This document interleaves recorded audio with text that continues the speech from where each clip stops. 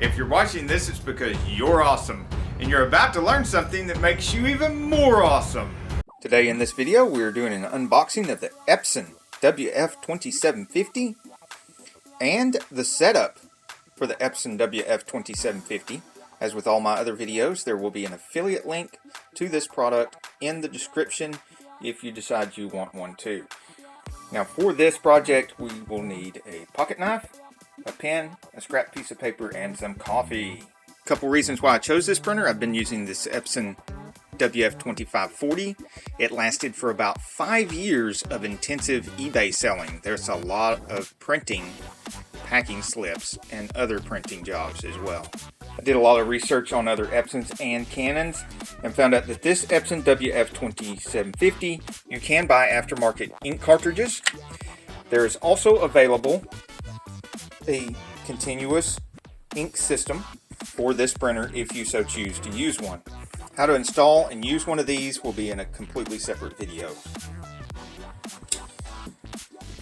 Oh, this always seems like Christmas.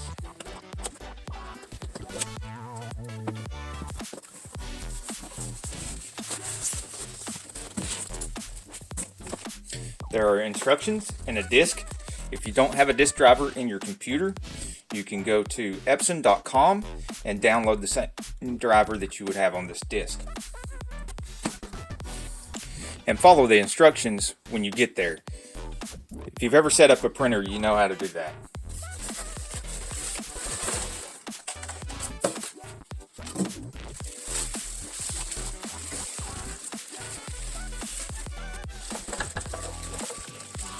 There's the original Epson cartridges,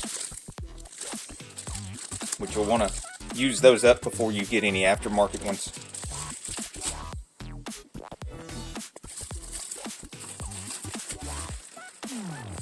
Now we're going to move this to the table and set it up there. This is the back of the printer. I just wanted to show you another advantage this Epson has over the Epson I was using before. Is you can pinch right here, pull this whole thing out. In case you get a paper jam or something, you've got so much more access than I did on the other printer.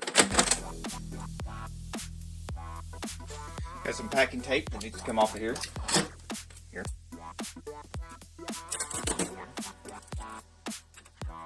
Here. You've got the tray where you can put your piece of paper or your book if you want to do a photocopy. Whether it be a book or a spiral notebook, it has the hinges that allow it to lift up, and you can, in the back a little bit, and you can put a spiral notebook or a book in here, even though it's thick, and it'll mostly lay down, and you make your copy. It also has the tray up here, where you can put several pages and stuff, and it will make one copy after another, adjustable. In the back, you're going to want to plug the power cord in right here. For protection of your device, I like using this KMC 8 outlet power strip. It is a surge protector as well, and I've been replacing all my power strips with these. I will put a link in the description. There's the model number. Always use protection. Now to install your cartridges, you just lift. Notice that right here, there's two reliefs here and here. You just lift up. You can get to where your cartridges go right over here. They're of course individually sealed, so I'm going to cut those open. If you don't want to use a pocket knife, there's a little relief right here. I don't know if you can see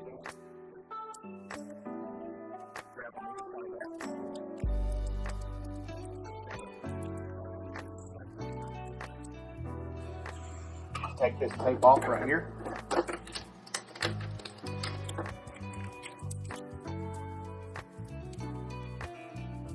One small annoyance that I do not like about some of these Epsons is that you have to turn it on and press the buttons to get your cartridge carrier to move to a certain spot before you can install or replace the cartridge.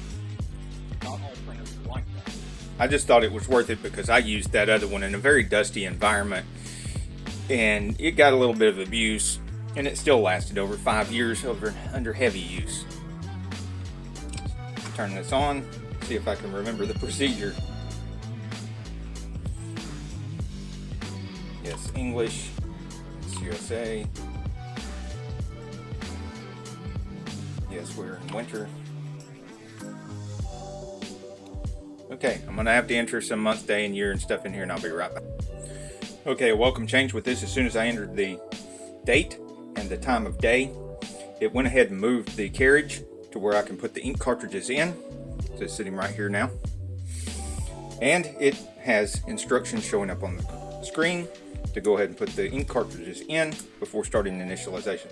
Now, when you go to put these ink cartridges in, there's a yellow tab here you want to pull off of each cartridge before you install the cartridge. Make sure I don't have any lint on that. Make sure there's no lint or anything on here.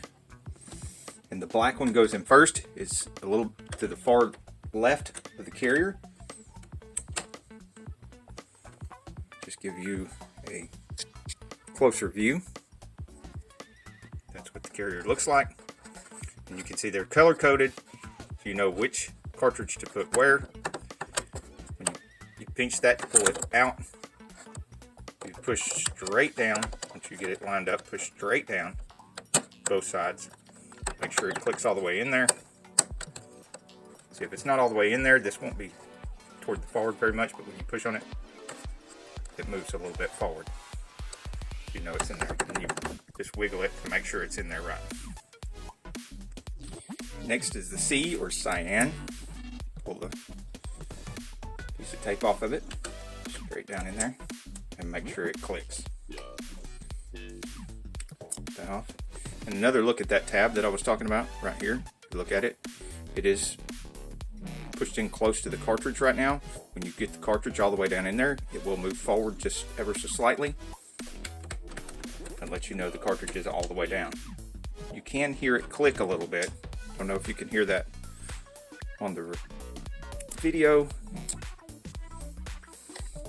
The yellow one is the last one. It's all 4 cartridges. And then this is to hit start. There are 2 start buttons. Just hit the color one. You can see the carriage moving.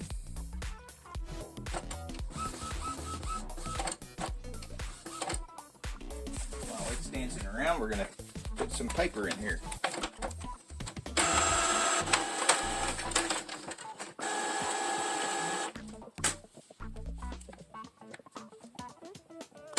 Now to put the paper in here, turn this down where you can see, when you first open this up, this is going to be in the way. You need to pull this back.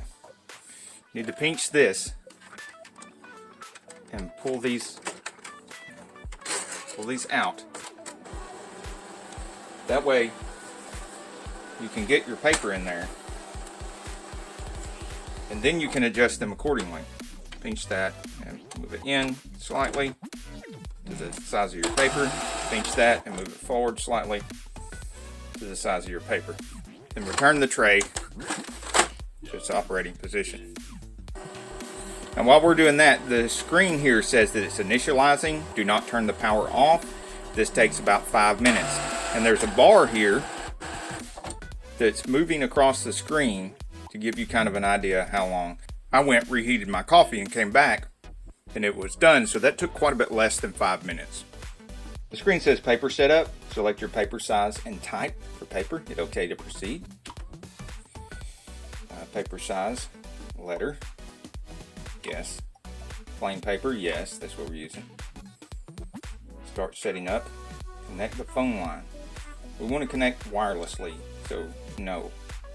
And that's fax settings. We're not receiving or sending any faxes. Down for no.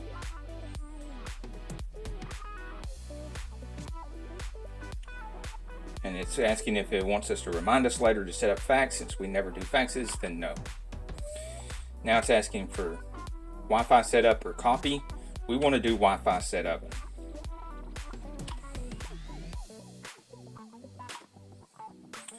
So it's searching for networks. This is where the pen and the piece of paper may come in handy. And it's got the number for our router. It's done found it itself. So we're going to hit OK for proceed, and it's wanting me to enter the password. So I'm going to turn this off for a second, and I'm going to enter my password. Okay, it says it's setting up the Wi-Fi now. when you're entering your Wi-Fi password, you'll have to use these number buttons, which have the same letters on them as like the older cell phones. And with the older cell phones, you didn't have a keypad. You had to use the number buttons for the letters as well. And say like number 2 has ABC on it. In order to enter C, you would press the number 2 button 3 times and then hit the right arrow key to move on. If you make a mistake, you hit the left arrow key to move back, and it acts like a backspace button. It will erase whatever you did wrong and move you back to the other digit. Make sure you close the lid before you try to use your printer. And as I said before, if you like this printer, you want to get one for yourself, you want to have the capabilities of using aftermarket ink or a CIS system, you can do that with the WF-2750.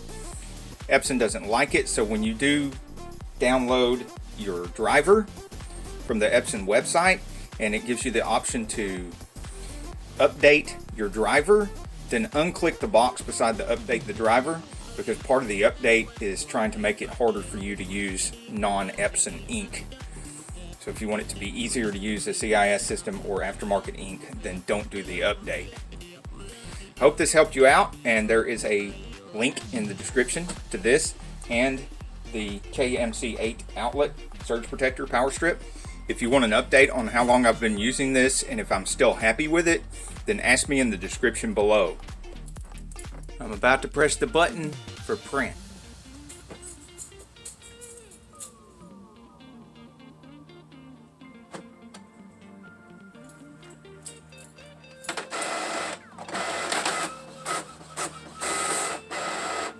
Yes! My computer's in the other room.